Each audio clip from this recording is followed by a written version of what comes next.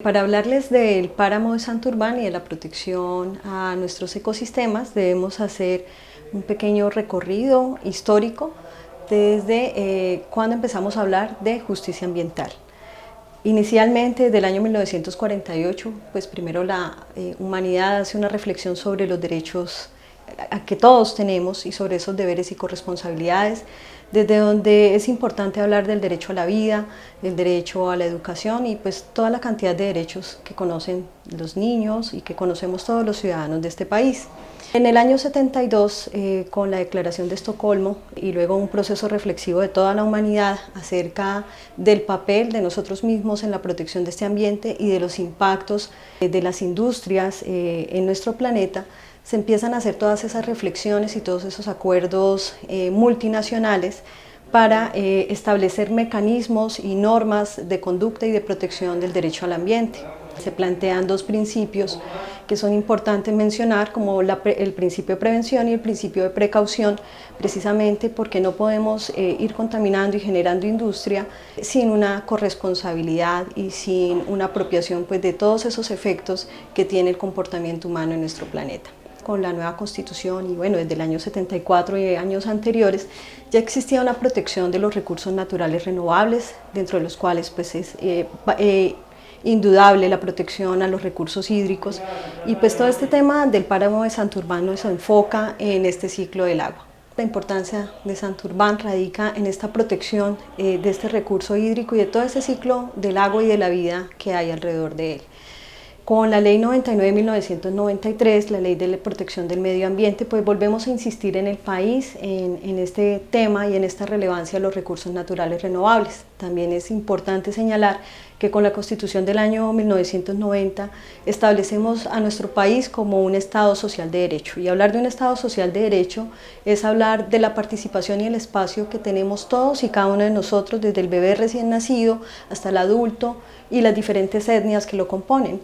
Pero toda esa protección de derechos también va aparejada pues, de esa corresponsabilidad y de esos límites que tenemos todos como seres humanos en la medida en que nuestros derechos no deben afectar los de los demás y pues esas conductas reflexivas que nacen en la aplicación de las normas pues no son más que el consenso social que existe alrededor de la importancia de este tema. También con los años y con el desarrollo de los diferentes medios de protección de nuestros ecosistemas, inicialmente o siempre hemos hablado de unos derechos fundamentales de las personas, pero también hemos extendido a través de las diferentes protecciones de las altas cortes como de la Corte Constitucional, la protección también de los animales y de las especies. Y esto también lleva a que se haga pues, una reevaluación por parte de quienes promulgan las leyes y existen también las leyes de protección de los animales. En el caso de los ecosistemas, pues dada esa importancia y esa reflexión humana acerca de cómo la afectación de la biodiversidad pues nos va a impactar directamente y va a afectar pues nuestras condiciones de existencia, es necesario señalar que la Corte Constitucional ha establecido la protección como sujetos de derecho. Entonces, inicialmente teníamos una protección solamente para las personas, las hemos extendido a los animales y actualmente hablamos de la protección de ecosistemas a través del reconocimiento de sujetos de derechos. Tenemos el reconocimiento del río Atrato en el año 2016, esto para decirles a ustedes que si bien toda esta reflexión en torno al respeto y la protección del medio ambiente empieza a darse sobre los años 60, 70, pues hasta hace 4 años en nuestro país tenemos un primer reconocimiento a un ecosistema, dada pues su importancia por el recurso hídrico y pues todo lo que se deriva pues de la protección de esa biodiversidad. Tenemos también la protección y la declaración de la Amazonía y en el año 2019 y 2020 el reconocimiento como sujeto de derecho de algunos parques nacionales que están en unos sistemas de alta montaña, algunos con páramos como el Parque Nacional de los Nevados, como el Parque Natural de las Hermosas y para el caso del páramo de Santurbán es necesario señalar la interacción y la participación que ha existido en la región, en Bucaramanga y en todos los municipios aledaños por la comunidad, por los movimientos y las organizaciones civiles que han venido pues haciendo esa toma de conciencia, y con la participación también del Estado. Y esto es importante porque hay una conjunción de ideas alrededor de la protección y de la concientización de la importancia de este ecosistema, tanto que lo apoya la institucionalidad, por así decirlo, el municipio de Bucaramanga, con el acueducto metropolitano de Bucaramanga y pues las demás entidades que están involucradas en este gran trabajo y en esta suma de esfuerzos de protección de derechos. Para el caso concreto, y en este momento pues encontramos que los mecanismos para proteger a Santurbán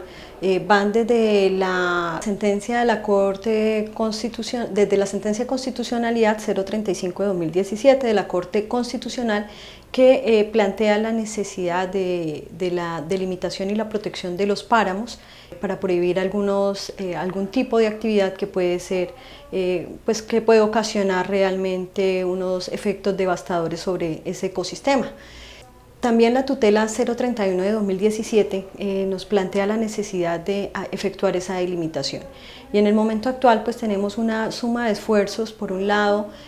hacer conciencia, generar y crear conciencia en toda la comunidad, a todos los niveles y en todas las regiones que se benefician de este ecosistema de alta montaña y de páramo,